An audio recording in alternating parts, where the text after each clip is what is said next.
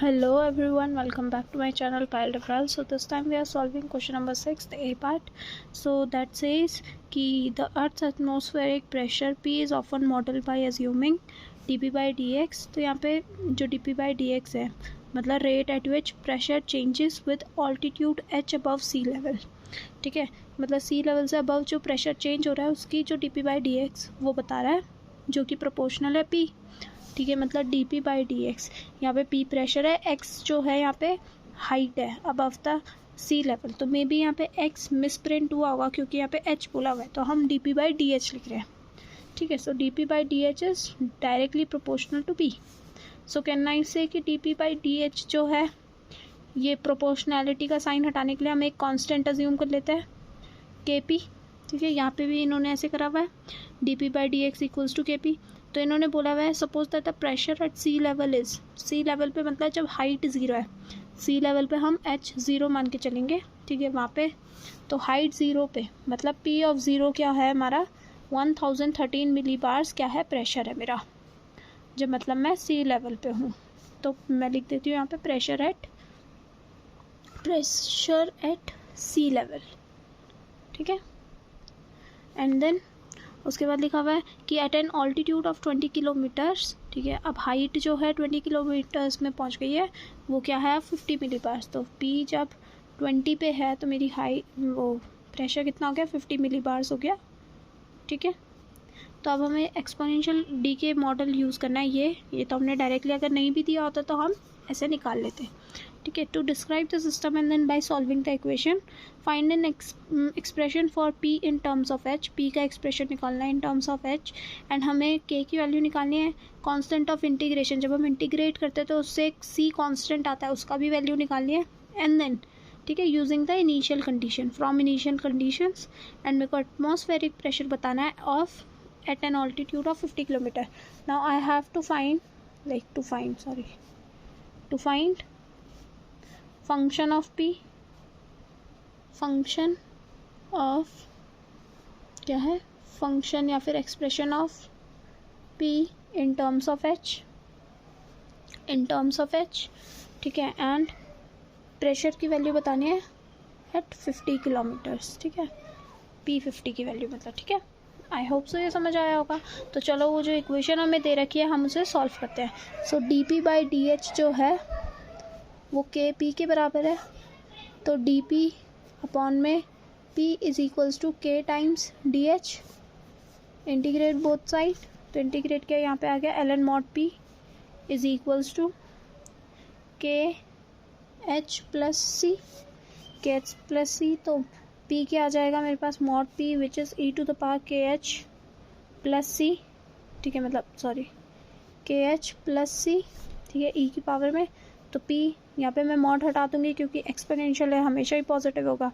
e to the power KH वापस से जो dot e to the power C है उसको मैं मान लूँगी कोई कांस्टेंट C1. तो C1 e to the power KH. तो let e to the power C equals to C1. ठीक है, ये होता है हमारा क्या कहते हैं इसे, यहाँ पे लिखा हुआ था ना determine K and constant of integration.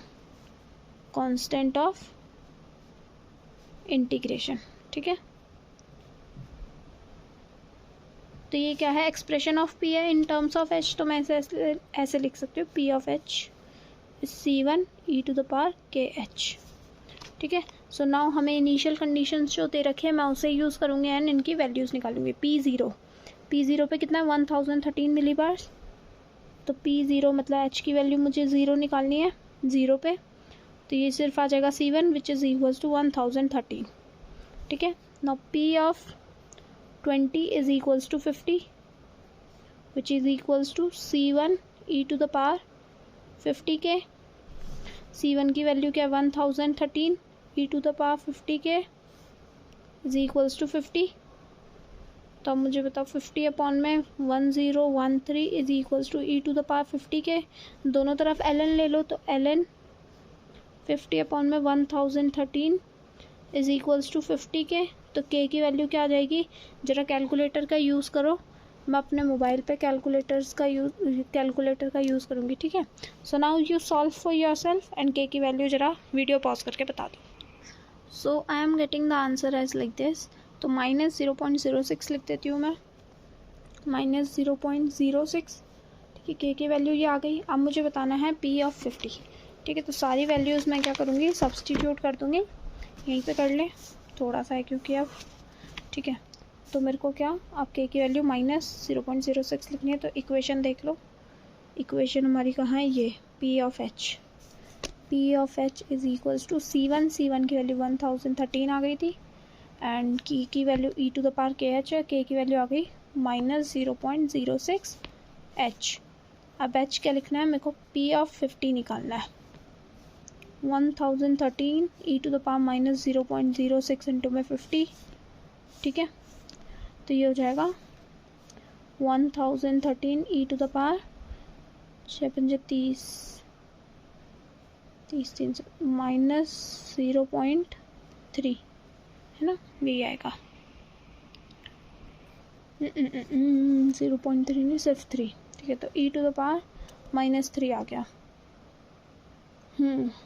50 into 300, हाँ ठीक है, -3 मतलब 1013 e⁻, -3 P ऑफ 50 आ गया। तो ज़रा कैलकुलेटर से, इसकी साइंटिफिक कैलकुलेटर यू हैव, इसकी वैल्यू निकाल दो। मेरे पास है नहीं क्योंकि मैं यहाँ गाँव आ रखी हूँ। ठीक है, मेरा ऐसा आंसर आ रहा है 50.434। नाउ देखो, अब ये आंसर देख के मुझे पता चल गया ये मैंने गलत किया है। अब आप लोगों ने शायद गलती मेरी पकड़ ली होगी, पर मुझे आंसर देख के पता चल गया कि ये मेरा गलत है। क्यों? क्योंकि मैंने देखा ये DK मॉडल था, तो मेरा आंसर कम आना चाहिए। मतलब 20 पे अगर 50 मिली बार से, तो अब 25 में मैं बढ़ूंगी तो और कम आना चाहिए, DK हो रहा है। ठीक है, तो यहाँ पे 50 से तो कम आंसर आना चाहिए था, पर मेरा 50 से ज़्यादा रहा। इट मीन्स मैंने कहीं गलत किया है। तो फिर मैं यहाँ पे आ जाती हूँ। मैंने देखा 1013 तक तो मैंने सही किया है। यहाँ पे मैंने 50 इक्वल्स टू यहाँ पे 20 रखना था मुझे, 20 के, तो यहाँ पे 20 आना था। बस दिस इज़ द मिस्टेक। ये मेरे को आंसर देख के पता लगी। तो अब निकाल दो जरा answer. So now the answer is coming as -0.15। ठीक है, 0.15 ठीक है। फिर यहाँ पे आना चाहिए -7.5 है ना। So now let's solve this. I am just checking.